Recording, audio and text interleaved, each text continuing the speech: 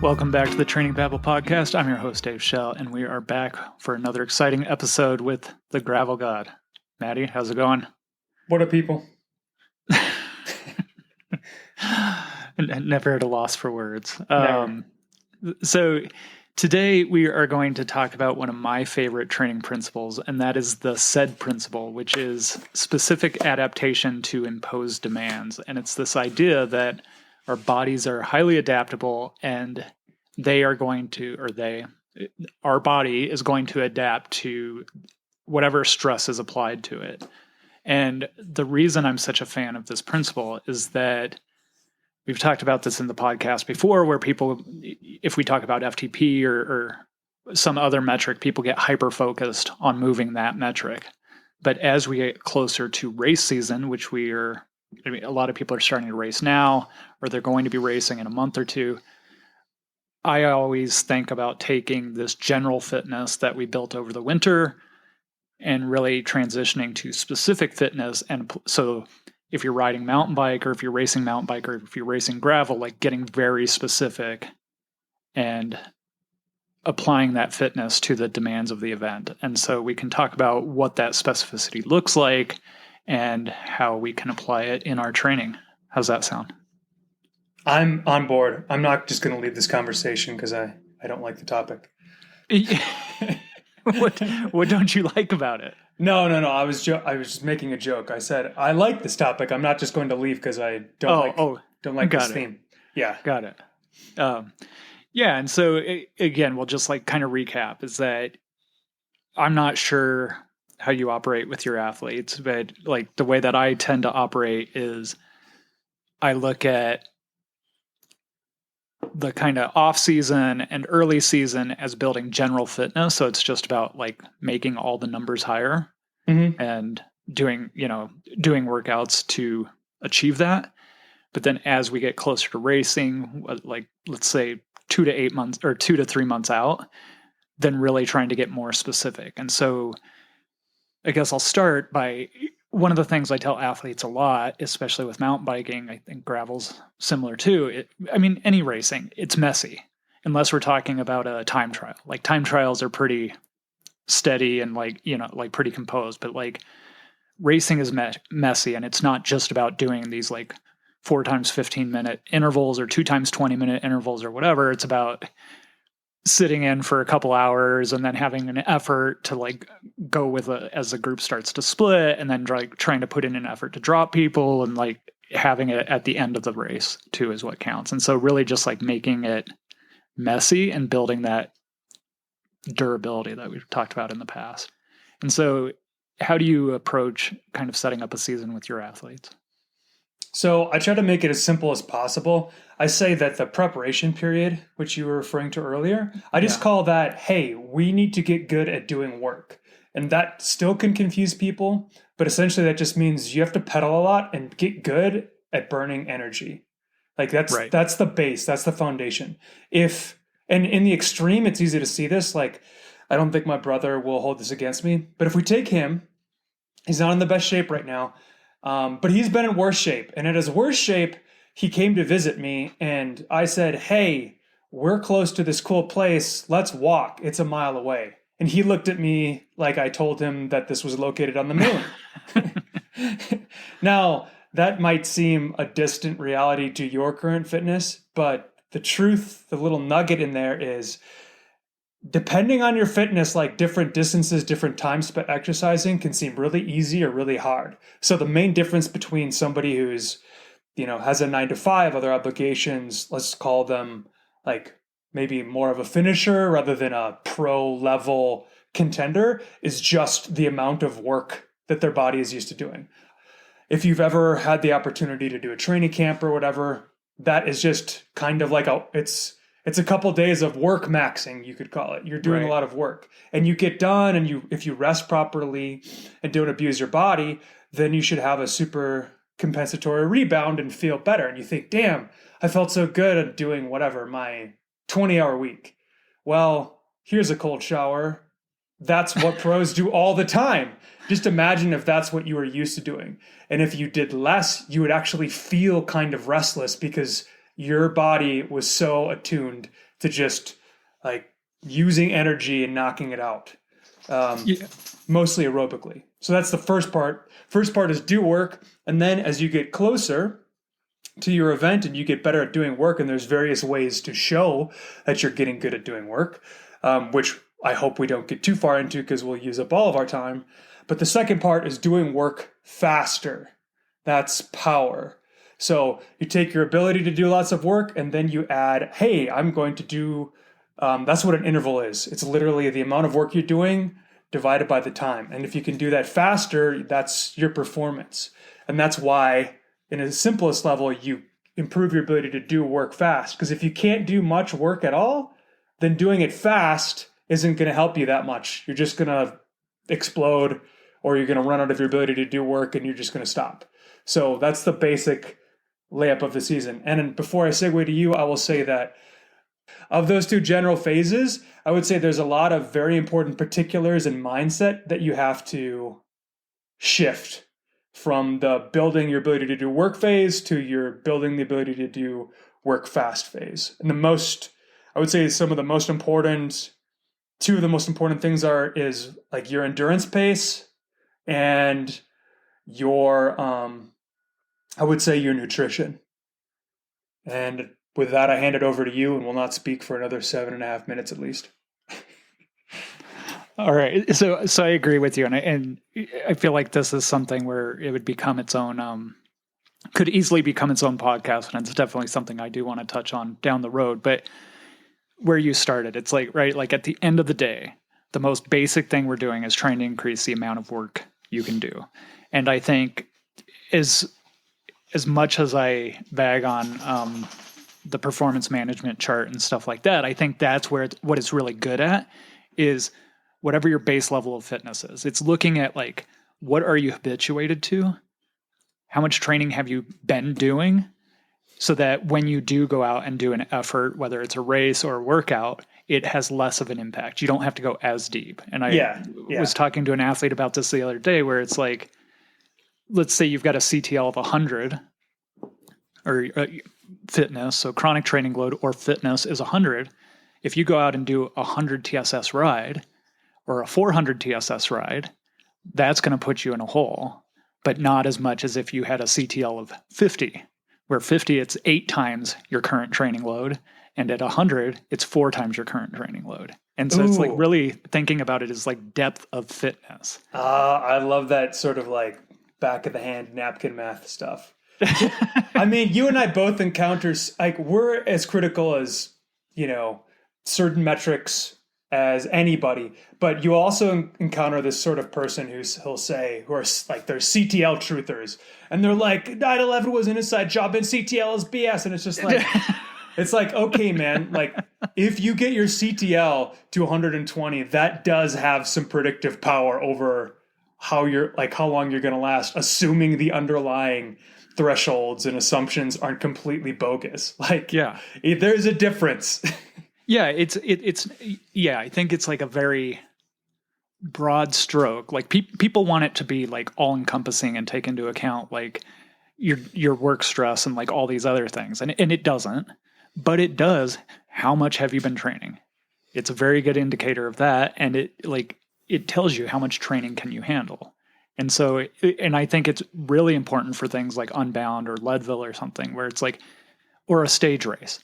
If you're going into something that is going to require a lot of endurance, then having that base fitness, that foundational fitness is going to pay off. Yeah. Right? Mm-hmm. So, it's one of the interesting things with the advent of some of these longer race distances. We'll just use my favorite example, Unbound. You'll hear influencers like Dylan Johnson talk about the specificity of their block leading up to that. And all that he does is exactly. A 40-hour zone 2 week, like, I don't know, a month out or 3 weeks out or something, which is that's not medical advice. Like, don't do a 40-hour week on the bike when, it definitely probably doesn't apply to you. However, what's interesting about that is, what is a 40-hour week of zone 2? It's getting really, really good at doing a lot of work, which is very specific to riding that far and that long. Yeah, well, and I not to make this an Unbound episode, but I like also think about like for things that are that long, it's all about like regression to the mean. After 8 hours, 9 hours, 10 hours, you can only ride so hard. And so eventually everybody's riding zone 2 anyway, you know, so it is very specific to the demands of that event. Right. And so you kind of started with like, I think just in the general, like that's specific, right? Is like teaching your body to do more work. And so some of the other specific things that I want to touch on, and you'll add some too, is like nutrition. So I see a lot of people like not practicing their nutrition in training. And then all of a sudden they have like this crazy nutrition plan that they're going to try for the first time, like the week or two leading up to the race. Mm-hmm. And so that would be one of the first things I'd say is like, whatever you plan to do on race day, you should practice during training. And so you can't get by on 40 grams of carbs per hour during all your training, and then all of a sudden on race day want to do 120 grams of carbs and then wonder why you have GI distress. Yeah, that's a big one. But one thing that I also encounter always after the fact, because it's extremely hard to see the deceit in the athlete's eyes, even over a high resolution Zoom call. But there's a lot of athletes who decide that they're going to do some sort of crash dieting in the lead up to their event, which is absolutely catastrophic to their potential performance. And this has happened so many times. Even if I tell people it's not, it really is one of these athletes, like they're like, should they be in public? Should they be in a psych ward? Because you look at them and you can, you know, it's like I've got my son's hat after he accidentally lights something on fire, and you look at them and you're like, are you going to do that again? And he's like, never.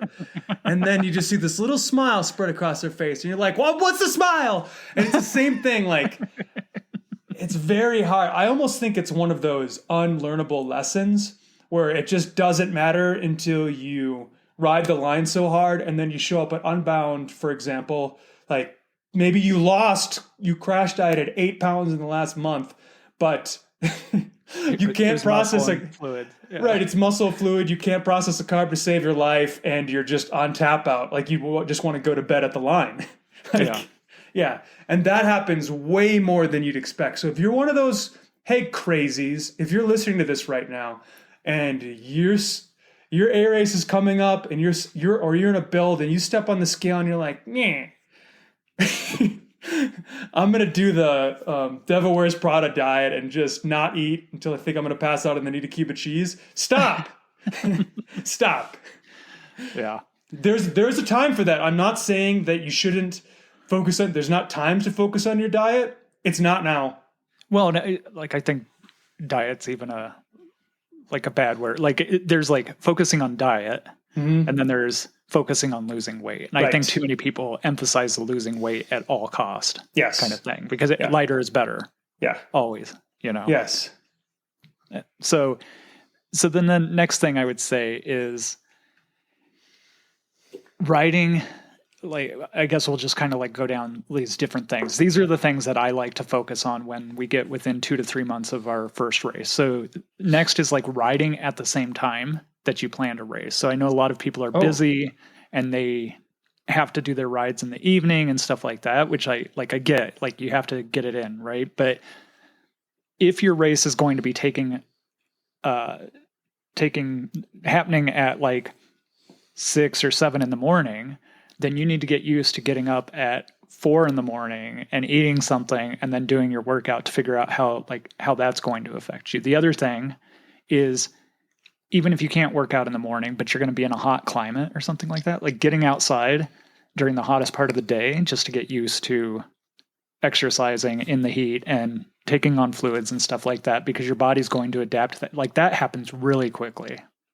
Within like 7 to 14 days, your body can adapt to that pretty quickly. And so just making a point to, even if it's like easy rides at like noon or 2, you know, just to like get used to that a bit.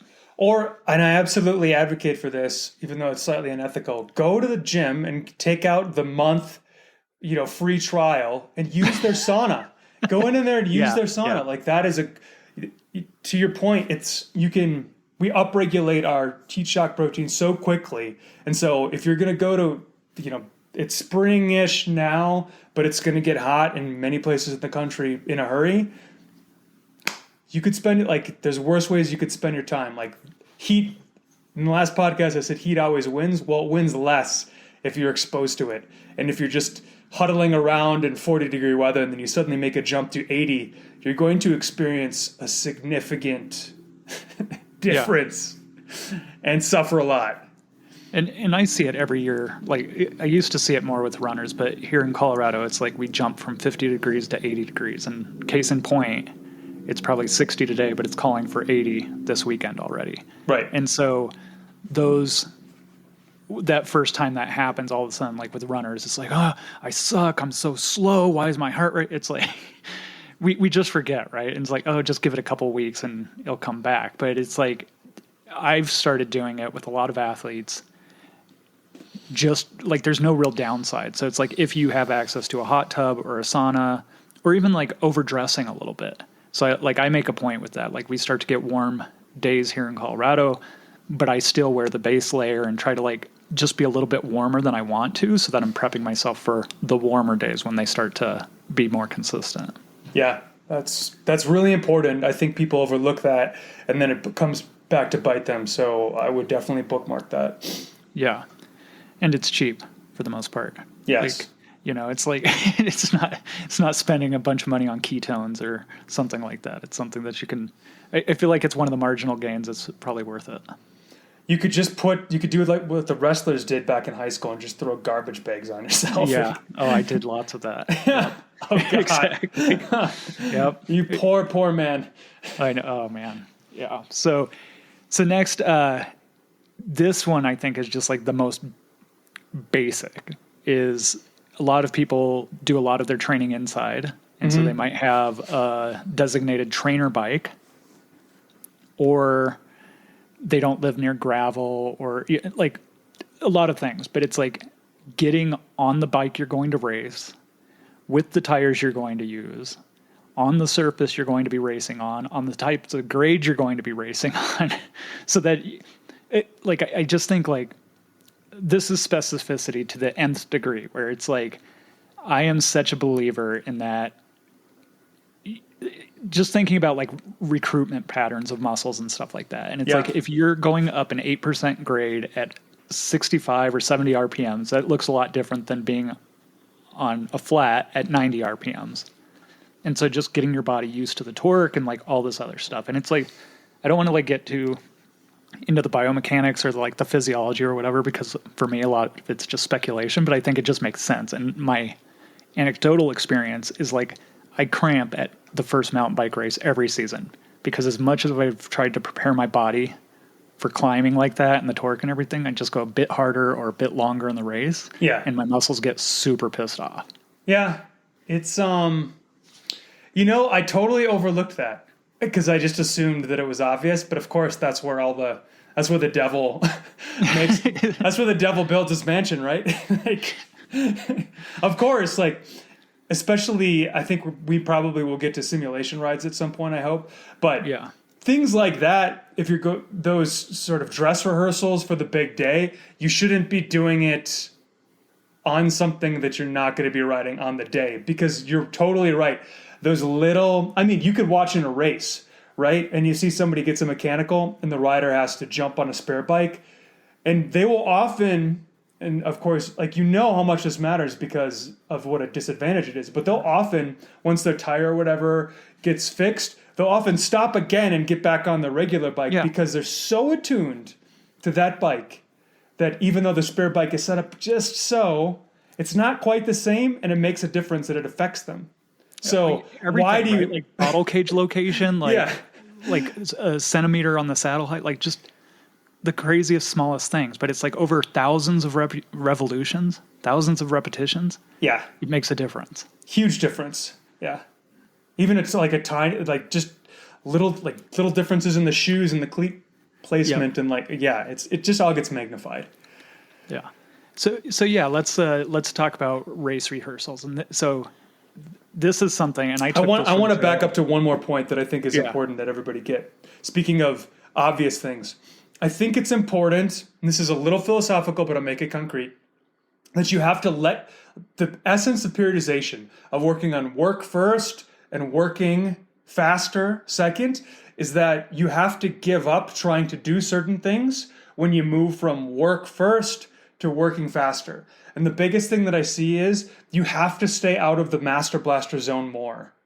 Like when you're doing work faster, once your intensity to be specific and more adaptive, not only does it have to be specific, but it has to be potent. And one of the things that dilutes the effect of intensity is just kind of riding like the top of zone 2 all the time and just kind of like not like sort of going hard, not going hard. That's death.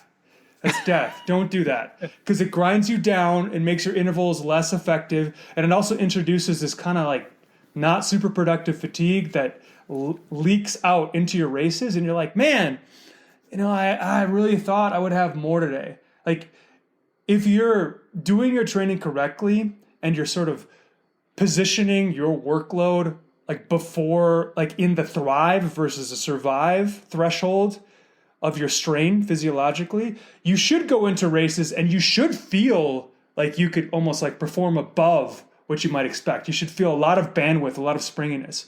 And I think when people get beat down, especially early, it has less to do with their fatigue from racing too much because you just haven't. It's more like, like you keep trying to train like you're trying to just do a bunch of work. It's not. You're trying to do work faster now. And that ability to do work is going to erode a little bit, but not so fast that it's not going to support you through your racing if you time it correctly. Right. Yeah. And I think this goes back to our one of our columns with the performance management chart is that blue line falls really quickly, and so it starts to we worked with a couple of people that like never wanted the blue line to fall. So like all winter they're just doing like 3 and 4 hour trainer rides because they don't want the blue line to ever decrease. And it's like, okay, it's a model. And it's like, yeah, we want to get it as high as possible. But then when we shift gears, no, but pause there. Pause there. You're right. It really is a model.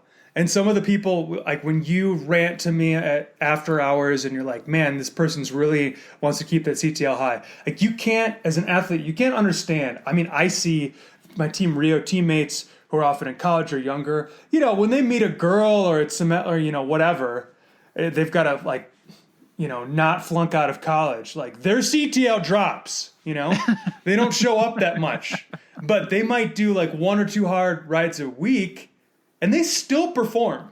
Right. And I think people will get salty about, oh man, my CTL dropped 5. It's like, dude, that's nothing. That's nothing. Like it could drop.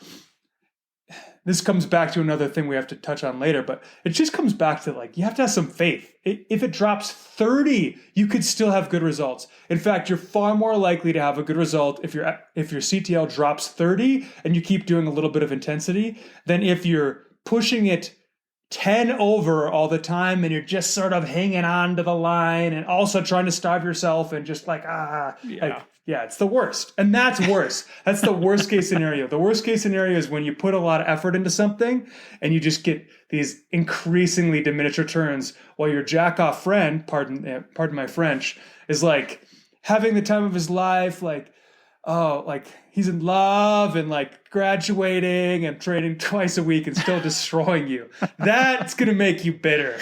Right. Not a personal story. Let's move on. So now can we move on to the race rehearsals? Yes. Okay. So I'm a big fan of these, and I stole this from Joe Frill. He would do it with, I don't know if he did it with cyclists, but I took it from like Ironman athletes, and he would have his big day. So like at 4, 8, and 12 weeks out, you would do a race rehearsal. And for Ironman athletes, it's a bigger deal because it's like you're training for what could potentially be a 17-hour race, right? But I think it makes a lot of sense, and it's something I do, I mean, really for all distances, but especially for something like Unbound or Leadville or something where it would be these 2 back-to-back big days if you can't do it all on one day, so that you can plan ahead. You can tell your family that, hey, this I'm going to be gone all this weekend, and so hopefully that's okay, and you can like schedule it ahead of time. But then you do it. You wake up at the same time you're going to wake up on race day. You eat the same breakfast. You race on your race bike in the race setup, similar terrain, like all these things, because it's like we're trying to make mistakes and identify what might go wrong before race day. We're trying to work out all the kinks before race day, because we don't want to find out on race day that we have that our saddle is only comfortable for 4 hours, and then we have to stop pedaling every 10 to 15 minutes to like stretch because it's so uncomfortable. And our tires aren't good when, like, it's great. And I'm looking at you, Pathfinders. It's great when you're on like hard pack, but as soon as you hit something soft, it becomes, like you can't turn the wheels anymore, or if it's wet and slippery, they don't hook up. And so like we want to experience our bike and race setup in as many situations as possible, so that we know how it's going to behave, and how our neck's going to behave, and our butt's going to behave, and how our stomach's going to behave, like all these things before race day. So it's practice, like we talked about on the last podcast. It's just, we are practicing bikes. We are practicing racing. Yes. And I think that's great. I also notice from other podcasters and articles and whatever that this is such a popular topic. Like people love, they can really get down for that good old, gravel simulation day, right? And all the I know which one you're talking about. Yeah, all the nitty-gritty details, and you're just going to be exactly like the race, and I've identified all the intensities you need to hit. And I do think there's a place for that. I do. However, this is a big however, I think these days they're very dangerous, in my opinion. First of all, from a psychological perspective, it is the perfect opportunity for athletes to look for answers that they shouldn't necessarily answer at that time. Yeah. I think, and what I mean by that is, if you go out, like, people want to do well at the A race so badly, and they sacrifice so much, and they want a certainty that they're going to do well. So then they go out and they just dump it, everything they've got, 3 weeks out or whatever, 3 or 4 weeks out, their last big dress rehearsal day. But that pushes them over the line. And maybe they get sick, or they just push it too far and they're tired, and it kind of puts them in this little spiral. That, and then derails their training leading up to the event, and then they kind of have a event. It's like, you need to be careful. This goes back to the faith thing. I was just thinking the same thing. Yeah. Comes back to the faith thing. You can't, especially with long stuff, you can't go in there trying to shoot your shot, because it's going to have an effect. So you need to pull short of that. Yeah, and I love this, and this is something that, so I'm a big believer in, but I think it makes some of my athletes crazy, in that everybody wants answers, right? They want guarantees. How do I know I'm going to do this? And it's like, you don't. It's like, you've got the fitness, and when we're talking about race goals, it's like, okay, here's your goal. Like, this is if everything goes perfectly. Chances are everything's not going perfectly. Right. So then we have option B, which is the most likely outcome. Some things go wrong, but it's generally a good day. And then there's option C, where it's like break glass, like we're just like trying to finish at this point, because like it was a catastrophe, right? Yeah. And so it's like giving them a range of how long they might be out there that day, but chances are it's going to be the middle one. Take enough food for this, hope for this, and if everything goes great, this is a great day, right? Uh-huh. So they want the guarantees, and it's like, so that's why they're testing themselves in training, and especially like the 2 weeks leading up to the race, when they're supposed to be like backing off, and they're just doing everything a little bit hard because their legs feel like shit, and they're like heavy and everything, and they like have to keep testing to make sure they still got it. And it's like, just have faith. But the big thing I'm a huge believer in is race day magic. There is an extra 1 to 2%. Yeah. When you get there, you're surrounded by people. You find that extra gear to push yourself a little bit harder, like things you can't do in training. Right? It's like, you don't have people out there cheering you on when you're training, and you don't have rabbits out there when you're training for the most part. Mm-hmm. But now all of a sudden you're surrounded by people, and you can actually like get a frame of reference for where you're sitting, and if are you improving, are you moving back, and it's like that can push you over and get that last 2%, I think. Yes, that's a great way to coin it. I think, and that is also sort of coterminous with having faith, which I think more athletes need, because they do those sims and they want to do more. But I think another thing enters in, especially the closer you get, which is you start looking around at what other people are doing. Oh God! And I guarantee you, I'd actually have a note on many athletes' calendars, for example, 2 weeks out from Unbound or a lot of their big events. And I'll say, I don't care what sim your friends are doing 2 weeks before. We have your plan, and it's your plan. It's not somebody else's. So don't start to fall apart on me, become insecure, and cheat on me, and then sneak out and do a cool 150, fasted naturally, fueled just by ketones 2 weeks out. Like, no, like you can. The funny thing about some of these sim things is it's such a powerful training signal that the stress can be destructive. Right. 300 plus days, especially if they're not supported well. You're talking TSS. Yes, 300 plus TSS days, if not supported well, they can send you off the rails. Like, especially, for example, like before Unbound, 2 weeks before, I remember this last year, one guy just ran out and he's like, I wasn't feeling like I was ready enough, so I did 175. Well, that's the, so that's the cramming for the test, I always call it, where people are panic training like in the week before. Right. And this is like maybe an ugly truth about training. It's like the fitness is in the bag like 3 to 4 weeks out. There's not a lot you can do to improve the fitness. And so like I tell athletes, it's those last 2 to 3 weeks are about feeling ready to go and getting rested. Yeah. And so you can't do a lot to improve those last 3 weeks, but you sure can do a lot to screw it up. You can't do much to improve. You can do so much to ruin it all. Right. Man, you could write a Russian novel about all the ways you could ruin it. It's crazy. Well, and that's like I've had athletes get sick. I've had athletes like get injured stuff, and it's like don't stress. Like you're good. Like if anything, it's probably going to be better. Like you'll probably be more rested and actually have a better race now because because you can't train, because you can't make yourself like run yourself into the ground. Yeah. Yeah. I think there's also, with some of that specificity, those simulations, I think just the technical, you sort of touched on this before, but just the technical aspects as well.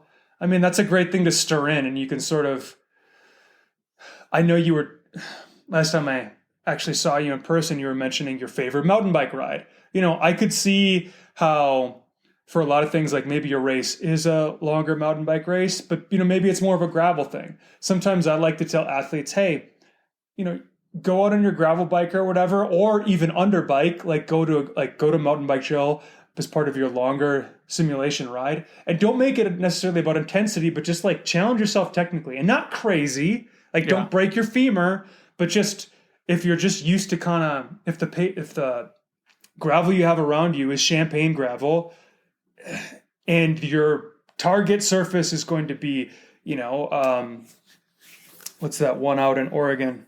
That stage race, Oregon Trail stage race. If it's like that, if you're going over heinous BS, like try to incorporate a little heinous BS without killing yourself in your training, so you're not suddenly alarmed. And it goes a long way, because if you're not used to it, like just like with the bike, it's so much of like what you're used to seeing on the bike that like drives your comfort level. And it does, and much like other quick short-lived adaptations like heat adaptation, it doesn't take that much to sort of like change your comfort threshold where you're like, this is fine.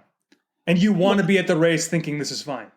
Well, yeah. And so I always like, especially in mountain bike, I talk about this where it's like leveling up, right? And it's like, once you've experienced, so it's like if your baseline is champagne gravel and straight lines, then everything outside of that is going to be scary. But once you've taken that gravel bike to a trail, some single track, and experienced some baby heads and some switchbacks and some twisty turns and stuff like that, then you get back on that champagne gravel, and it's like laughably easy. And everything beneath that single track is much easier. And so it's like reframing your point of reference as far as what's difficult and what's not. And so, like you said, it comes and goes quick.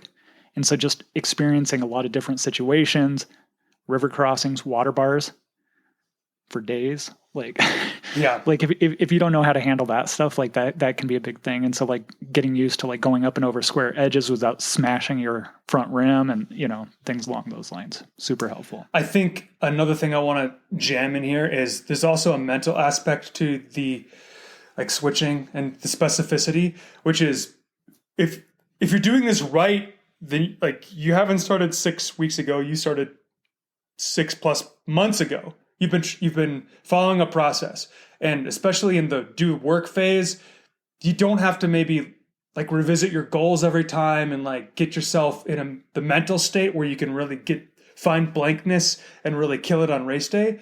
But as you get closer, and certainly like the weeks leading up, you should revisit those goals and why you've spent all this time doing it and why it matters to you. And you should do some mental exercises. You should visualize the difficulties you're going to have and what you're going to say. And I think this is an underrated thing that people don't always do much homework on, but it's like, it can make it like what you say to yourself during a race makes a difference. You should have your mantras in your little ditty bag. Like, I have people write them on their top tubes or like on your arm or something, because it's like if you're staring at that all day, that has a huge impact. And I love, like you said, the visualization, a huge proponent of that. Like I tell athletes, like in the week leading up to it, when you're falling asleep, picture yourself getting a flat, dropping your chain, like dealing with all these things and picturing yourself dealing with it calmly. And so that if and when it happens during a race, you've already done it 100 times. Yeah. And so it's second nature at that point versus the first time you're doing it and you're like freaking out and can't find your plugs or what have you, Yeah. And so I just want to go back real quick because I think talking about these simulations, you made a good point where it's like there is such a thing as over specific. And so I think what you're referring to, and I'm thinking about a year or two ago, there was like a post about like this special gravel sim workout and it's like all these intensities and stuff. And it's like I do those too, but it's not like I'll look at a race and it's like in general, like it's going to start the first 30 to 60 minutes are going to be hard.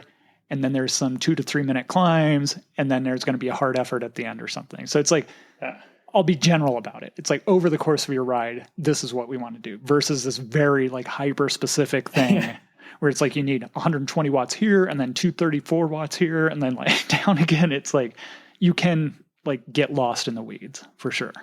Yeah. The main purpose of these gravel sim rides is that they touch a lot of zones. They force you to do a lot of work hard, stress your ability to take down nutrition, maybe be technical. It's just sort of to check off all the bases and give you something really stout, something like a reasonably close approximation to the demands you're going to experience in a race without making you experience the demands of the race.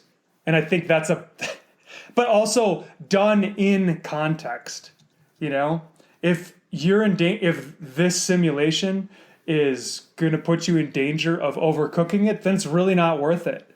And that's why, just returning to absolute basics, just the fundamentals, like you are your body of work. You're not one day.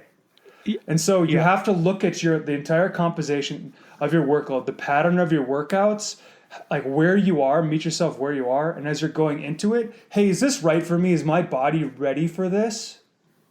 A lot of times we're very non-consensual and a little rapey with ourselves. We're like, I'm on like death's door, but I'm still going to do this 5-hour gravel sim. And it's like, dude. But it's based out of fear, right? Like that's the thing. It's like so much of things are driven by fear. Yeah. And so if you can like be honest with, and like I talk about this at the beginning of a race too. And I think this is like, you and I talked about this last year. For like 90% of the people, like especially doing Unbound, like you're not there to race other people for the most part. Like you're doing a time trial. And so you need to race your race. But it can be so easy to get caught up in those first 1 to 2 hours and blow yourself up for the rest of the day. But it's like it takes faith and confidence and discipline to stick to your plan and watch people ride away from you. And it's the same thing with this where you're following a plan, you have a process to quiet that voice in the back of your head that's telling you you're not ready and trying to encourage you to go do this other ride to prove it to yourself, and just like have the faith, like, I'm ready, I've done the work, and now I need to rest. Yes. And I think I touched on this in some of my writing. I call it frame, which is just what you believe about yourself, the lens you look at the world. And you need to have a strong frame as an athlete. And my best example of this is a couple years ago. It wasn't Unbound. I'll use a different example. Actually, maybe it was Unbound. Never mind. It's the only thing I love. I love you, Unbound. The guy who held the something Lambie. Oh, Ashton Lambie. I think we've talked about this. How he kind of had a bad day because I caught him. And he taught me within 50 miles, like, what it looks like to do what you need to do to finish well. He was never hurried. Like, he kept a very steady pace in the uphills, rolled over the top, but he just kept it steady. And he would catch people who would want to surge and fall off, but he was just steady, steady, steady. And he had an excellent frame. He knew what he needed to do. And I think there's two lessons in this. One is the first, which I've already mentioned, having a strong frame, doing what you need to do. A second thing is, it was clear, like, he wasn't like glued to his head unit. And I think to mention your hyper focus in some of these gravel simulations and that specificity, that's not like, it's less an opportunity to dogmatically stare at your head unit and hope that you get exactly 234 watts or 350 watts, whatever you're trying to do, and more to aim for a certain effort and calibrate your internal power meter. Because when you are doing some of these races, that's what you need to rely on and develop more than what your heart rate says, your power meter, because it's actually pretty damn good. Well, like, you'll know in the moment whether, you know what, I'm having a dark moment. Whoop, say my mantra, you're the best, you're beautiful, someone loves you, and then, like, keep on cruising. And then you feel great. Oh, maybe I'll attack now.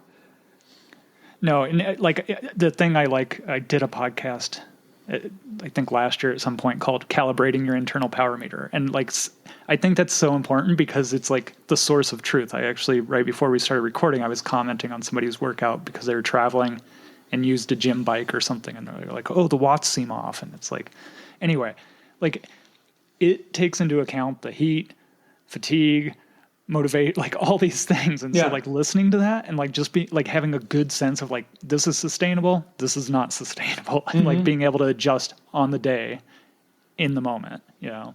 Well, if you get it really good, you can even sort of, like, you even have sort of a feeling for just the duration you're at. Like, this year will be my 5th Unbound, and I've been, doing gravel races for quite a while now, plus racing for over 15 years. It's like, I have a pretty damn good sense on my day of, like, I don't have that, but I've got this, and it goes so far. Well, no, like, I'll just add to that, like, this has probably happened to you too. Like, it's pretty notorious in mountain bike races where there's an advertised distance. Mm-hmm. And you're pacing for that, and then all of a sudden your computer ticks over that mileage, and it's not the finish line. And those bonus miles are devastating. Like, you just have nothing left for them, and it just, like, your whole world comes crashing down on you because you paced it for that. You know what I mean? Yeah. And there's been research in that too. Like, when like, our brains are very good at doling out, like, this is what you can do for this amount of time or what have you. Yeah. Scary good. Yeah. So, any last thoughts on specificity? I think the biggest thing to me is develop your internal power meter, have faith, and don't try to do everything at once. When you're in the work, do work faster phase, do work faster. Don't try to make every workout like the best, like, average watts in zone 2 ever. Yeah. This isn't the time to get too pinchy with your carbohydrates and calories. This isn't, and even outside of training, this also isn't the time to randomly take on a bunch more at work voluntarily. or start your deck project. You know, like, especially if you really care about this, you've been working a long time, like, focus and make your life priorities, your time, make it all point to that, not because it's going to be the only show in town for the rest of the year, but because for the next couple months or so, like, it is important. And then you can invest a lot of time and money, and your family has too. I think you've said that before, where it really pisses you off when people are like, "Oh, I don't care. I don't care how I do it." It's like your family sacrificed so much for you to be here. Yeah, you've been so absent and useless, and it's just funny for you. Okay, cool. Yeah. So for me, I think I'll end with a quote, because I'm such a fan of quotes, and this is something that I like come back to all the time. We are what we repeatedly do. Excellence, then, is not an act, but a habit. And I think that really like just speaks to the core of specificity. And like, if you want to ride bikes fast, if you want to ride mountain bikes fast or gravel bikes fast, then ride gravel bikes fast, off-road, right? So, yeah, and I like your thing too. You are your body of work, not today, right? Yeah. So, awesome. Where can people find you? GravelGodCycling.com, GravelGodCycling on Instagram.